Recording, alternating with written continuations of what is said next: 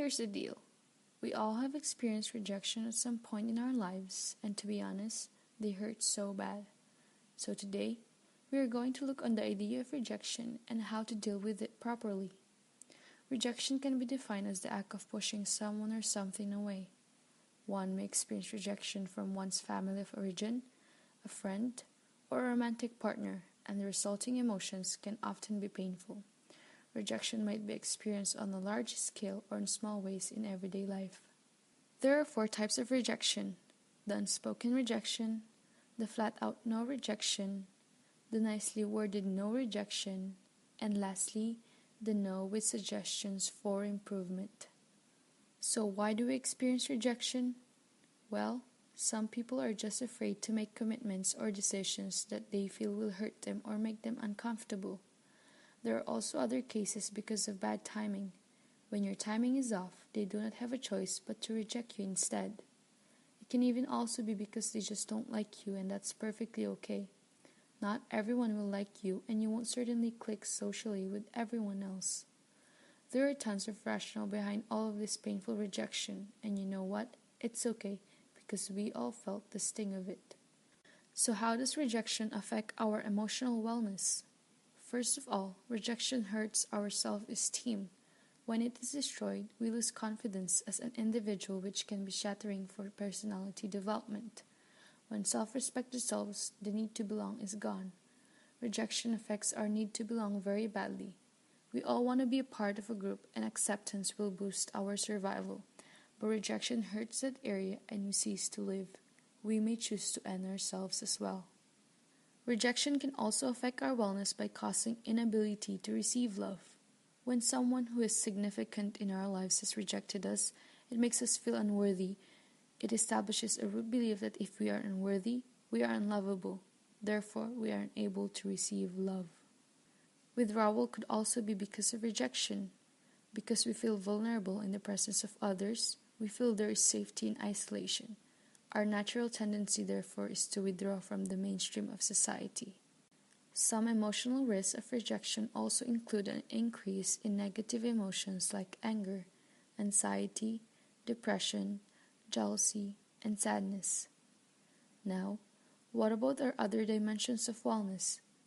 Scientific researches have proved that the brain identifies rejection equivalent to a physical pain, which means the way our brain reacts to physical injury, ailment, or illness, the same reaction it gives to rejection.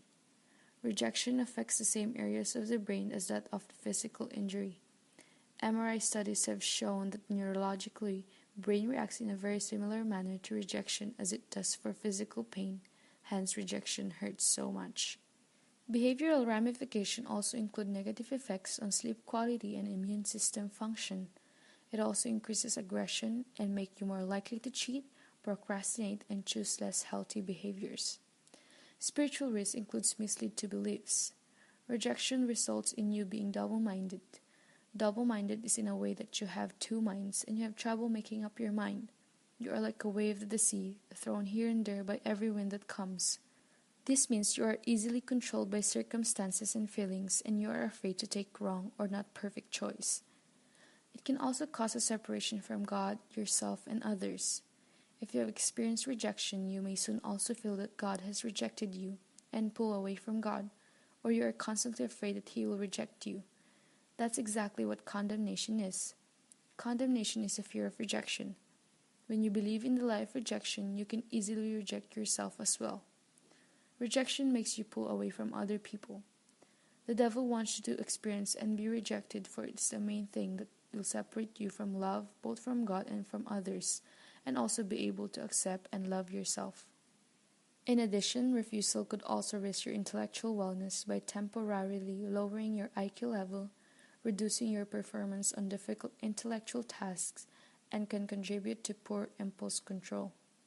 These risks become the barriers of overcoming rejection.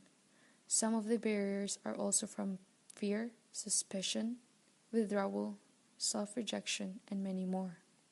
So how do we handle this pain? There are a lot of ways to cope with rejection with these following strategies. First of all, we have to acknowledge our emotions. Rather than suppress, ignore, or deny the pain, You should acknowledge your emotions. Admit when you're embarrassed, sad, disappointed, or discouraged. Have confidence in your ability to deal with uncomfortable emotions, which is essential to coping with discomfort in a healthy manner. Whether you've been stood up by a date or turned down for a promotion, rejection stings. Trying to minimize the pain by convincing yourself or someone else it was no big deal will only prolong your pain. The best way to deal with uncomfortable emotions is to face them head on. The second thing is to view rejection as evidence that they're pushing the limits. One should know that rejection serves as proof that they're living life to the fullest. They expect to be rejected sometimes, and they're not afraid to go for it, even when they suspect it may be a long shot. If you never get rejected, you may be living too far inside your comfort zone. You can't be sure you're pushing yourself to your limits until you get turned down every now and then.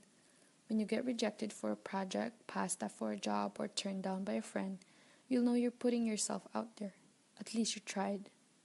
Lastly, you should learn from being rejected. When rejected, you should ask yourself, what did I gain from this, so that you can learn from rejection? Rather than simply tolerate the pain, you turn it into an opportunity for self-growth. With each rejection, you grow stronger and become better. Whether you learn about areas in your life that needs improvement, or you simply recognize that being turned down isn't awful as you imagined.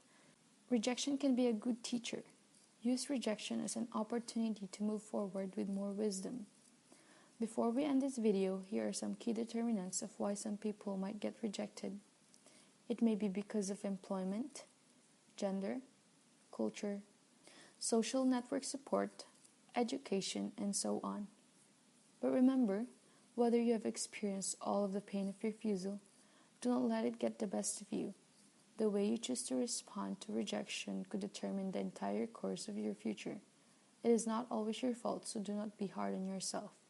Accept rejection.